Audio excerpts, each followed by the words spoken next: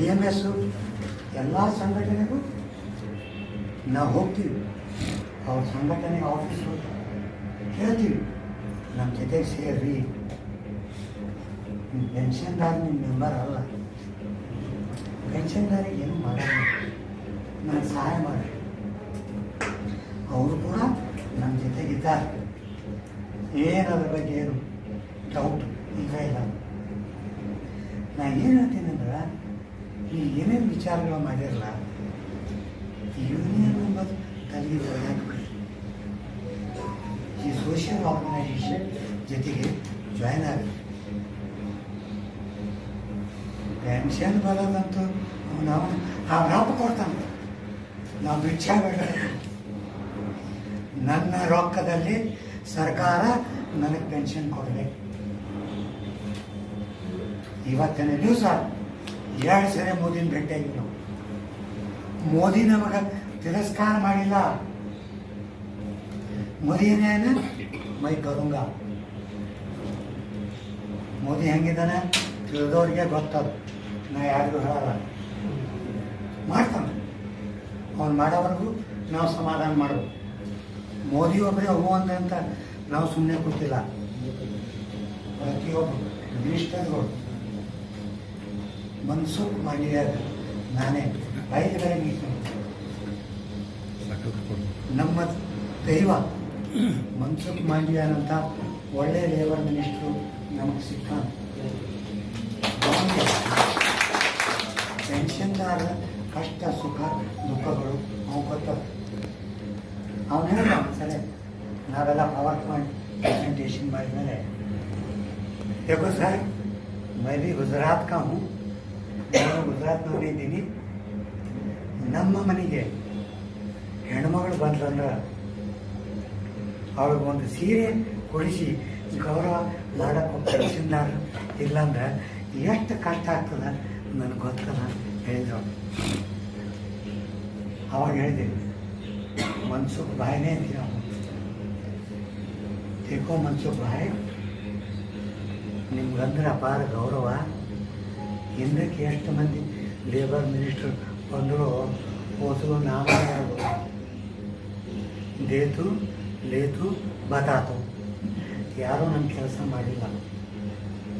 ಆದರೂ ಕೂಡ ಹೋದ ತಿಂಗಳು ಯಾವ ತಿಂಗಳಿದು ಜೂನ್ 20ನೇ ತಾರೀಕು ನಮ್ಮ ಮೀಟಿಂಗ್ ಆಯಿತು ಮನ್ಸುಖ್ ಮಾಂಡವಿಯಾ ಜೊತೆಗೆ. ಬಂದ ತಕ್ಷಣ ಏನಂದ, दे दूं क्या 3000?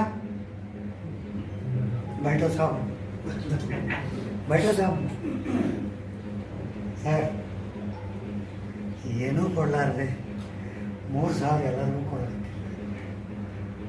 ಇವತ್ತಿನ ದಿವಸ ಸರ್ಕಾರ ಕೊಡ್ತದ, ರೆಸ್ಪೆಕ್ಟಿವ್ ಸ್ಟೇಟ್ಗಳು. ಅಲ್ಲಿ ನಾವು ಒಂದು ಪೈಸಾ ಕೊಟ್ಟಿಲ್ಲ. ನಾವಿಲ್ಲಿ ನಿಮ್ಗೆ 450, 540, ಈಗ 1250 ರೂಪಾಯಿ ಕೊಡತ್ತೀವಿ. ನಿಮಗೆ ಸಮಂಜಸ ಅನ್ನಿಸ್ತದೇನದು? ನಿಮಗೆ ಸಮಂಜಸ ಅನಿಸ್ತು ಅಂತ ಹೇಳ್ಬಿಡ್ರಿ. ಏನು ನನಗೆ ಅನಿಸಿಲ್ಲ, ನನಗೆ ಗೊತ್ತಲ್ಲ. ನಮ್ಮ ಗಂಡ ಹೆಂಡತಿ 2 ಹೊತ್ತು ಊಟ, ಒಂದು ಚಿಕ್ಕ ಮನೆ ಮಾಡಲಿಕ್ಕೆ ನೀವೆಷ್ಟು ಕೊಡೋಕಂತ ನಿಮಗೆ ನಮಗಿಂತ ಜಾಸ್ತಿ ಗೊತ್ತಲ್ಲ. ಅವತ್ತ 3000 ವಾಪಸ್ ಇಟ್ಕೊಂಡ್ರು. ಇಲ್ಲ, ನಾನು ನಮ್ಮ ನಿರ್ಮಲಾ ಸೀತಾರಾಮನ್ ಅವ್ರ ಜೊತೆಗೆ ಮಾತಾಡಿ ನಿಮ್ಗೆ ಏನಾದರೂ ಮಾಡ್ತೀವಿ. ಯಾವಾಗ ನಮ್ಮ ಜನರು ಸತ್ತು ಹೋಗತ್ತಾರ, ಇವತ್ತಿನ ದಿವಸ 20,000 ವಿಧವೆಯರಿದ್ದಾರೆ ಪೆನ್ಷನ್ ತೊಗೊಂಬೋರು. ಎಷ್ಟು? ಸಾರಿ, 20 ಲಕ್ಷ. 20 ಲಕ್ಷ ವಿಧವೆ ಸರ್. 20 ಲಕ್ಷ ನನ್ನ ಪೆನ್ಷನ್ದಾರ ಮೇಲೆ ಹೋಗ್ಬಿಟ್ಟ.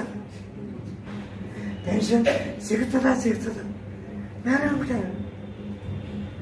ನಾನು ಹೇಳಿದೆ, ಸರ್ ನನ್ನ ಮೇಲೆ ಕಳಿಸಿ ನಾನು ಕೊಡ್ತಿರೋ, ಈಗ ಕೊಡ್ತಿರೋ. ಯಾಕಂತ ನನ್ನ ಜೀವನದಲ್ಲಿ ಒಂದು ಗುರಿ ಅದ. ನಾನು ಪೆನ್ಷನ್ದಾರನ ಕೊಡಿಸಿ ನಾನು ಯಾರು ಹೋಗವ ಅದಕ್ಕೆ ಸಹಾಯ ಮಾಡ್ತೀನಿ ಅಂತ ಕೈ ಮೇಲೆ ಕೈ ಹಾಕಿಸ್ಕೊಂಡು ಸುಮ್ಮನೆ ಅದ.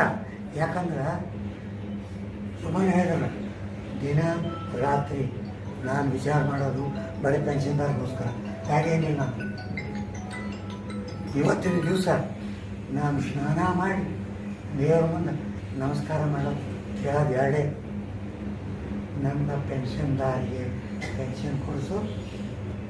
ಎರಡನೇದು ಪೆನ್ಷನ್ದಾರ ಸಲುವಾಗಿ ನಾ ಏನು ಹೋರಾಟ ಮಾಡ್ಲಿಕತ್ತೀನಿ ಅದಕ್ಕೆ ನಾನು ಒಳ್ಳೆಯ ಆರೋಗ್ಯ